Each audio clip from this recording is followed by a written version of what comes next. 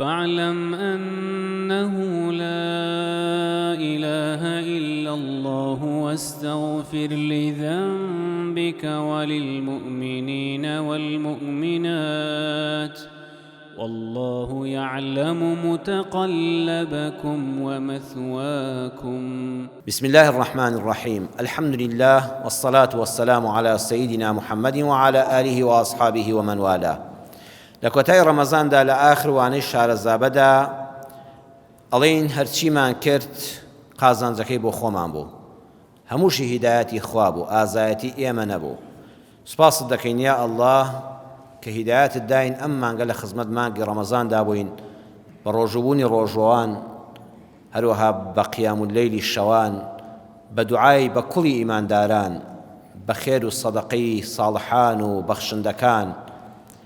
بەوەی کەوا ماڵەکانی خوامان ئاوادان کردەوە، دڵنیابن خوا ماڵەکانمان ئاوادان دەکاتەوە بە ڕەحمەت و میهرەبانی خۆی. هەمووی فەزلی تۆیە یا ئەڵڵاه، سوپاست دەکەین. لەکە الحەمد حەتتا تەڕضا وەلەکە الحەمد ئیذا ڕەضیت. هەمووی تۆیە یا ئەڵڵاه. پەروەردگار دەفەرمێ وما تنفقوا من خير فلأنفسكم وما تنفقون إلا ابتغاء وجه الله وما تنفقوا من خير يوفى إليكم وأنتم لا تظلمون. آياتي ژمارە 272 سوڕەتی ئەلبەقەرە پەروەردگار دڵمان خۆش دەکا. دەفەرمێ وما تنفقوا من خير، ئەوەی کەوا بەخشیوتانە، من خير دیاری نەکردووە. خیر ماڵ و سەرەت و سامان دەگرێتەوە، هەیە لەم ڕەمەزانەدا پارەی بەخشی. خیر قسەی خێر دەگرێتەوە، هەبوو قسەی خێری بۆ خەڵک کرد. خیر ڕوویەکی خۆش دەگرێتەوە. جەنابەت جاری وە ئەم برانی لە مزگەوتا بینیوتن، دادەیەکم لە مزگەوتی ئافرەتاندا یەک زەردەخەنەی خۆشەویستی بە ڕووی براکەیە خوشکەکەیە کردووە. بەو زەردەخەنەیە خێرێکی کردووە. کەسێک خەمبار بووە، بە قسەیەکی تۆ خەمەکەی لەسەر لا چووە. کەسێکی تر گرفتار بووە، تۆ هەنگاوێک ناوە گرفتەکەی بۆ چارەسەرکەی. وما تنفقوا، هەرچی بەخشیوتە من خەیرین، ئەم مەیدانی خێرە زۆر زۆر فراوانە. فەلیئەنفوسیکم، خوا دەفەرمێ بۆ خۆتانە. هەرچی کردوتە بۆ خەڵک پێش ئەوەی بەو بگا فەلیئەنفوسیکم، بۆ خۆتە. یەکەم لیئەنفوسیکم یعنی بۆ دڵخۆشکردنی خۆتە. یەقینتان هەبێ بەڕێزان، دووشت هەیە، خۆشی هەیە، خۆشخۆری هەیە، خۆشگوزەرانی هەیە. زۆر کەس هەیە خۆشگوزەرانە، بڕواتان هەبێت لە باشترین خانوودا، جوانترین جۆری ئۆتۆمبیلی لایە، ژیشفانی پڕی لە دینار و دۆلارە و سفرەشی بەردەوام ڕازاوەیە. ئەمە خۆشخۆرە، خۆشگوزەرانە، بەڵام خۆشی نابینێ. هەر وەختێ بتەوێ خۆشی ببینی ئەبێ دڵی کەسێکە خۆشکەی. ئیلا یەقینە، وەڵڵاهی ئەگەر کەسێک بینی خۆی خوا چاک بێ، بەو خوایە ئەو پارۆنانەی کە دەیدەی بە یەکێ دەیخوا، وەڵڵاهی چێژەکەی ڕوحیەن زیاتر لەوەی کە خۆت خواردووتە. وەڵڵاهی من خۆم سوپاس بۆ خۆی گەورە ئەوە حەز دەکەم. وەڵڵاهی ئەو کاتەی پارەم بەخشی بێ، دەقاتی ئەوە دڵم خۆش بووە کە پارەم دەستکەوێ. یعنی ئەوەیان گیرفانی گەرم کردوم، بەڵام بەخشی نەکات جەنابی دوای ژێر گیرفانەکە گەرم و گوڕ دەکاتەوە. یعنی حەز بە بژانەوەیەک دەکەی، زۆر زۆر مرتاحی. بۆیە بەڕێزان، فەلیئەنفوسیکم کەلامی خوایە. هەرچی کردتان لە چاکە بۆ بەندەکانی خوا، دڵنیابن بۆ خۆتان بوو. وما تنفقون إلا ابتغاء وجه الله، ئەمە زۆر زۆر گرنگە لە ناوەڕاستی ئاەتەکە خوا هێنای. وما تنفقون، هیچ نەبەخشیوە، هیچی جێگای نەگرتووە، إلا ابتغاء وجه الله، إلا ئەوەی خالیسەن بۆ خوا نەبوو بێ. فلتەرێکی لێ ئەدرێ ئەم بێژنگە،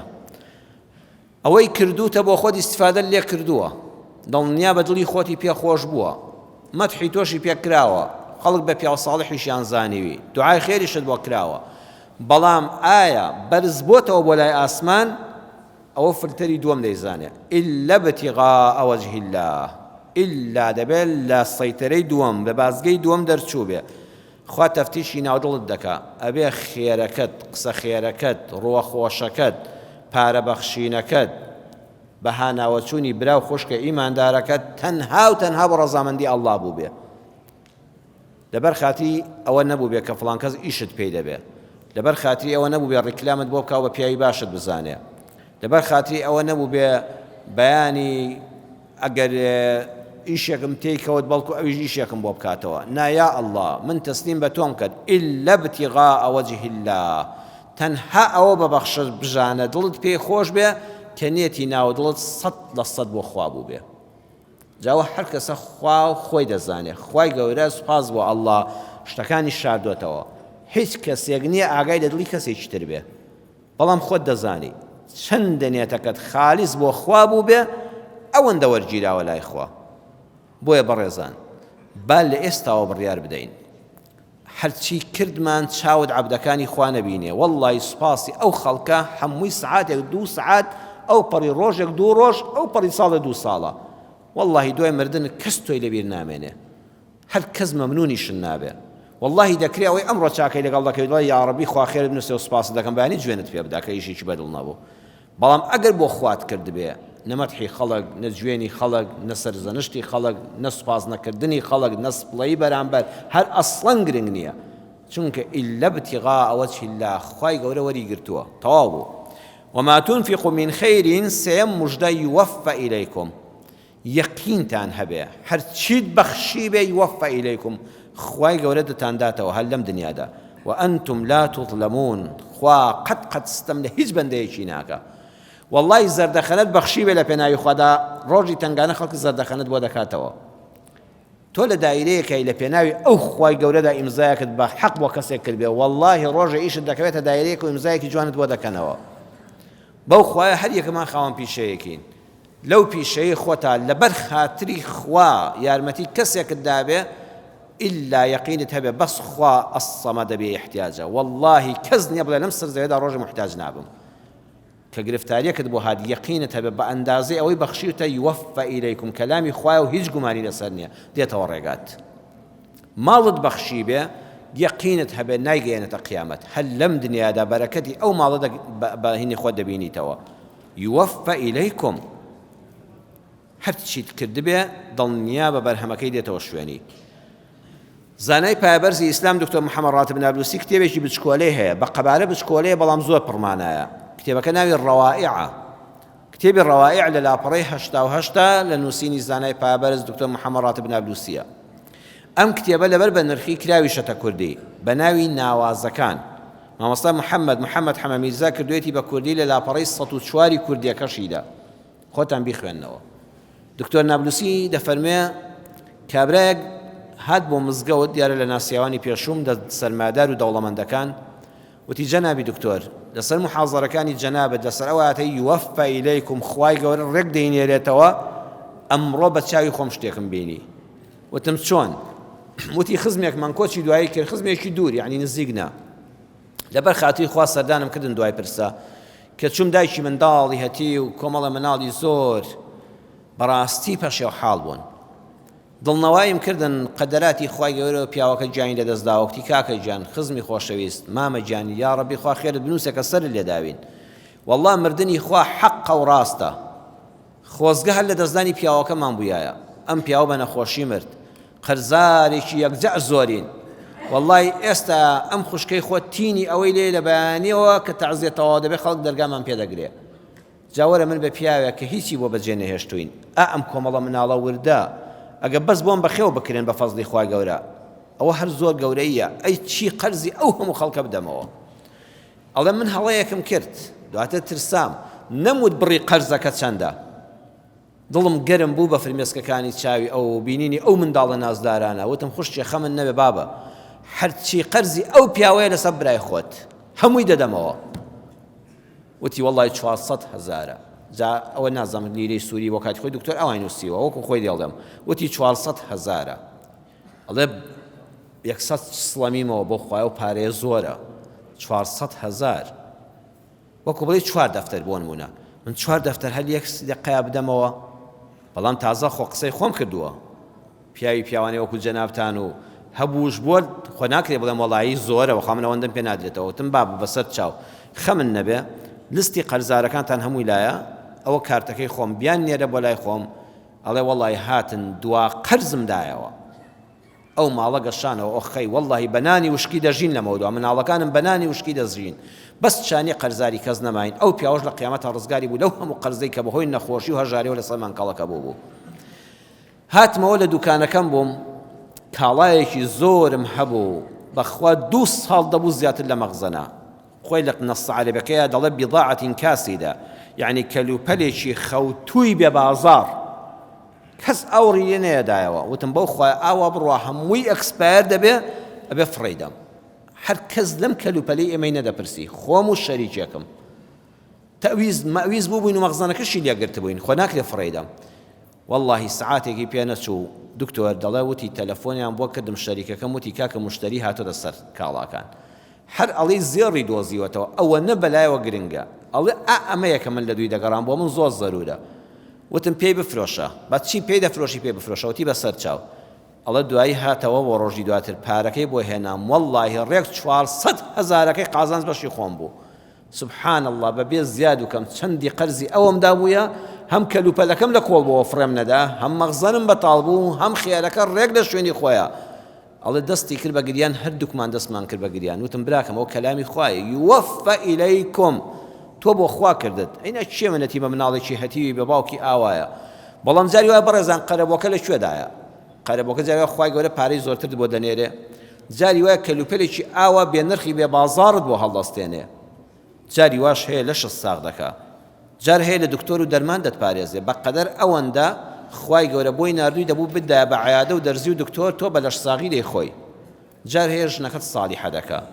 جار هەیە مناڵەکانت ساڵح دەکا یعنی ئەوەندەت بۆ پڕ دەکاتەوە ئەگەڵ مناڵەن نەکبەت بوونا دە ئەوەندەیان زەرە لێدەی سیارەکەیان دەشکاندی داعمیان دەکرد شەڕیان دەکرد لە خەڵک لەگەڵ خەڵکا سوڵحت بۆ دەکردن خوا هەموو ئەوانە دەپارێزێ بە بەرەکەتی ئەو سەدەقەیە يوفى إليكم بوي آياتك نيفر ورك بارا دادي ضلنيا بدلنيا أوي بخشيوتا هر رجل دنيا دا خواي قولش يونكد وبردكاتوا وأنتم لا تظلمون ما ترسن قد خواي قول ما في كذب في رونادا وما أنفقتم من شيء فهو يخلفه وهو خير الرازقين سورة السبع آيات السيون خواي پروردگار فرمي ما أنفقتم من شيء هل شي بخشي بيتا من شيء چند بچوك بيه فهو خواب وخوي يخلفه شوينكي پردكاتوا وخواب وخوي باشترين روزي داره يعني يقدر روزي فراوان به باشتيك لمال بروات داره جبر يزان بخشين لكسيك بو كسيك فرق دكا جنابت 500,000 موچتا 5,000 ببخشي لو 500,000 يك جار زور لا اخوا خوانه فرمو همو مالكت بخير خوشکێک گوێی لە متاربێ بڵێ پیاوەکە بێنە ڕێک پارەکەمان هەموو بکەین بەخێر بەق ئەندازەی خۆت کەسێ موچەکەی 5 ملیۆن دینارە 500,000 بەخشی حەقی خۆیەتی بەڵام کەسێ موچەکەی 500,000 5,000 زۆر خوای گەورە بە گەورە وەری دەگرێ بەڵام بە هەر شتێکت هەبێ 250,000 هەیە هیوا هەیە 250,000 موچەکەیەتی والله عزیزەکەم 2,000 لێ بەخشە ئەو 2,000 خوای گەورە بە چەندەها قات بۆت پڕ دەکاتەوە و تۆ لە ڕیزی بەخشندەکاندا دەنێ و خوا بەرەکەت دەخاتە ڕۆزیەکەتەوە جا عەرزم کردن هەر کەسە بە ئەندازەی خۆی یعنی سیر مەکەن بڵێ ڕەمەزان سەرفترم داوە زەکاتم داوە ئیتر دەرگەی قفڵی گیرفانم داخرا وەڵڵاهی هەیە ڕەتا ڕەمەزانی داهاتوویە خێر ناکە هەوڵ بدە مانگانە ئەگەر بە 1,000 دینار بێ کاکە 1,000 دینارەکە 6 نان دەکا ماڵێک دەوەچێت لەسەر سفرە ئەو 6 نانە بخوا خوای گەورە چەند بەرەکەت بۆ تێدەخا هەر زۆرە زۆرە چونکە خوا سەیری گیرفانی تۆ دەکاتەوە لەو کەمە ئەوەندەت بەخشیوە بە ئەندازەی ملیاردەرێک بە ئیزنی خوای گەورە پاداش لای خوای گەورە هەیە خاڵی کۆتایی ئەوەیە ئاگامان لە خۆمان بێ ولا تكونوا كالتي نقضت غزلها من بعد قوة أنكاثا ئەمە تەوەسیەتمان بۆ دەکا مانگی ڕەمەزان کۆتایی پێ هات بەڵام خواپەرستی کۆتایی پێ نەهاتووە سوڕەتی النحل ئاەتی 92 دەفەرمێ وەکو ئەو ئافرەتە مەبن کە تا ئێوارە خەریکی ڕستنی خوری بوو ئێوارە کە مەغریبدا دەهات ڕیس و ڕیسراوی دەکردەوە بە خوری یعنی هەر هەمووی هەڵدەوەشاندەوە ئەوەی ڕستە بووی بەو هەموو ماندووبوونە ئێوارە داواکەی هەڵدەوەشاندەوە دەبەوە بە خوریەکەی جاران خوای پەروەردگار دەرسێکی گەورەمان دەداتێ دەفەرمێ عیبادەت ئەم بەرهەمی ڕۆژوە ئەم شەو نوێژانە ئەم دوعایانە بەڕێزان وەڵڵا قورسی ویستووە بە خوا والله برا قرصة وحتى بياني ناخوي بيانيش كسابت دكي دخويني الحمد وبس خوير متي بانددا والله روجي وهي الله زحمة أمجيان أو بروا كسي خواي قولا بركة بوتي هذا خاب فضلي خواي قولا بروجوش بوي شونيرجي شتكر دايرة شتكر كسابت ودكاني شتكر هموش يروي زوق قرص كوبوا بلام أقدر ببقى أساين دستي مدى ريس وريس راوكد مكة وبخوري لجيجنا بتشي بەڕێزان ئاگامان لە خۆمان بێ بە منەتدانان لەسەر خەڵک لا تبطلوا صدقاتكم بالمن والأذى هەمووی تۆمار کراوە چت بەخشیوە یارمەتی خەڵکت داوە قسەی خۆشت بۆ خەڵک کردووە یەک منەتی بەسەرا بکەی هەمووی زەڵبی استفەدە دەبێتەوە ئازاری بدەیت کاکەم سای شتێک زەکاتم بۆ داناوی بە ناشکرێ بێت تۆ لەوە تێ فەقیری وەڵی تیرێک لەسەر دڵی دەی فەقیرێ پێ خۆشترە کاکە فەقیرەی چی بکە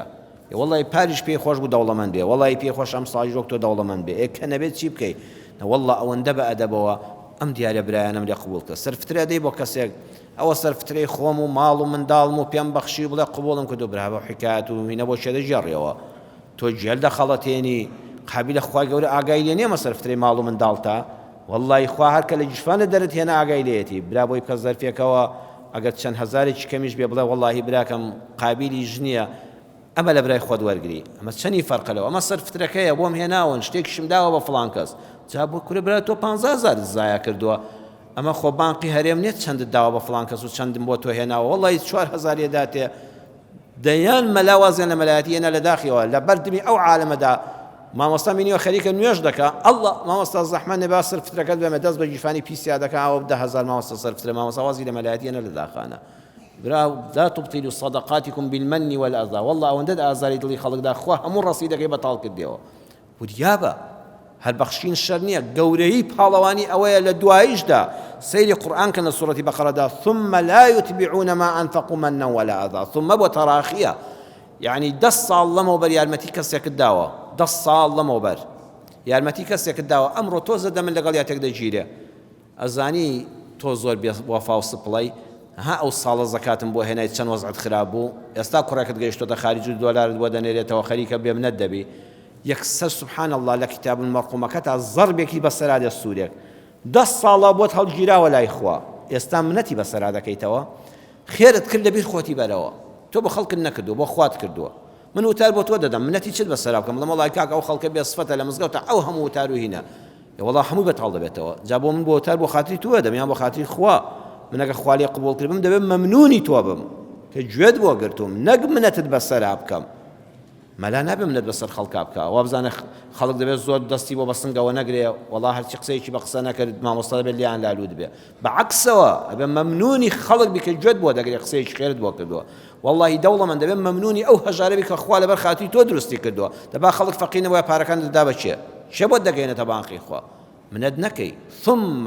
دوای چەند ساڵ بێ فلان کەس بێوەفا مەبە ئەو ساڵە بەخوا من نەبوومایەتەوە پیاوە نەبوژنت بدەنێ ئەو هەموو سەدەقەت بۆ نووسراوە ئەو گەنجە بەهۆی تۆ کچی فلان کەسی درایە بەخوا مناڵی ساڵحیشی بێ دەتای تەرازۆکەتا کە ئەو منەتت بەسەرا کردەوە خوا دەفەرمێ هەمووی هەڵەشێنەوە لا تبطلوا صدقاتكم بالمن والأذى برایان زۆرمان کۆ کردوتەوە بە ئیزنی خوا توێشە بەرەمان پڕە بە غیبەتی خەڵک دایمەنیەوە بەس ئەوەندە بۆ برای خۆتان بکەن وعد و بەڵێن بدەین من بۆ خۆم باوەڕ کە لە مەجلیس خۆ دەپارێزم والله سوپاس بۆ خوای گەورە ساڵانێکی زۆرە ئیشی ضرورم نەبێ ناچمە بازار ئیشم نەبێ بە 10 ساڵیش دەبێ بەشداری یەک مەجلیس و کۆڕم نەکردووە شەوێک نەچوومە ماڵێک بەس دەبەر خاتیەوەی تووشی غیبەت نەبم هەر دادەنیشین سبحان الله باسی یەکتر دەکەین هەر بەدەست خۆمان نێ نازانم بۆ وامان میلەتێکین لێ هاتووە دانیشەوە لە سەردان و میوانداری بکە ئیلا مەوجەکە دەسوڕێ یان لە مەلاوە تا فەلا ئەوەش هەمووی غیبەتە جورئەت نێبچی بەخۆی بڵێ دڵسۆزیش نیبچی نەسیحەتی بکەی لە پشتەوە باست کرد ئەم بابەتە سبحان الله دەرگای چاکەکانت دەکرێتەوە ڕێک ڕەسیدەکە هەموو بۆ ئەوی دەڕوە وەختێ دەزانی لە چاوەی چەند ڕۆژێکی دوای ڕەمەزانە ئەو هەموو عیبادەتت بە غیبەت ڕۆی بە غیبەت بە دووزمانی بە بوختانکردن بۆ ئەم و ئەو بە چاودێریکردنی ژیانی خەڵک کاتان لێ دەکەم خۆشەویستان حیفە خەرمانی عیبادەتمان پسووتێنین بەوەی کەوا کۆمنتی ناشرین بۆ خەڵک بنووسی لە فەیسبووکا بە خەڵکەوە ماندووبی هەر کارێکی نەشیاوت بینی بۆی کارەکانت پوچەڵ نەبنەوە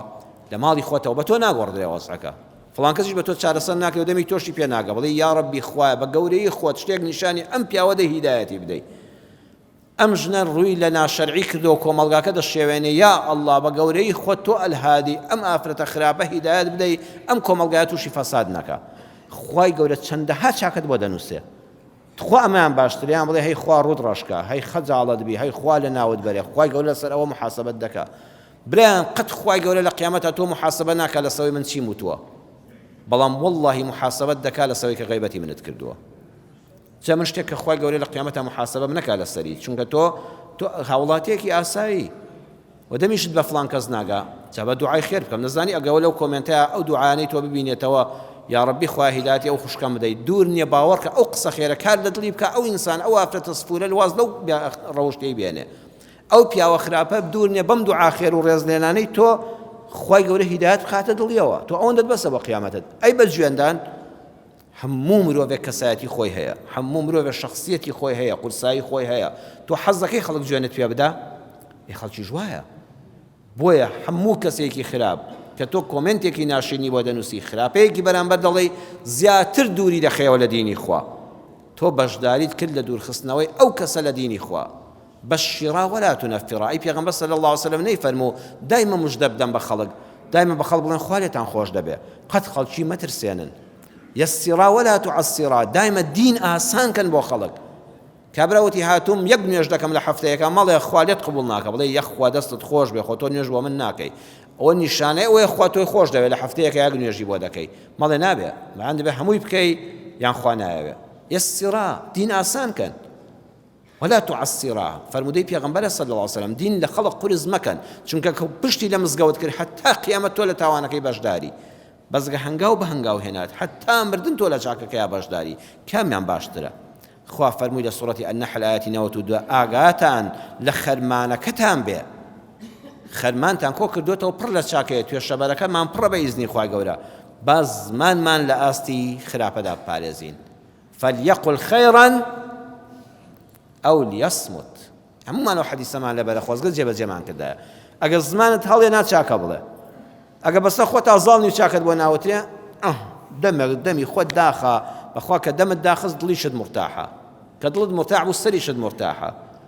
خوای گەورەش لە قیامەتە لەسەر هیچی ئەوانە لێ ناپرسێتەوە وەڵام لەسەر هەموو شەیەک لێمان دەپرسێتەوە یا ڕەبی خوای پەروەردگار لەم شەوی کۆتایی مانگی ڕەمەزانە لێت دەپاڕێمەوە خوایە خەرمانەکەمان پڕ بەرەکەت کەی خوایە خەرمانی عیبادەتمان پڕ بەرەکەت کەی ئەوەی کردومانە بە چەندەها قات یا ئەڵڵا خۆت بۆمان زیاد کەی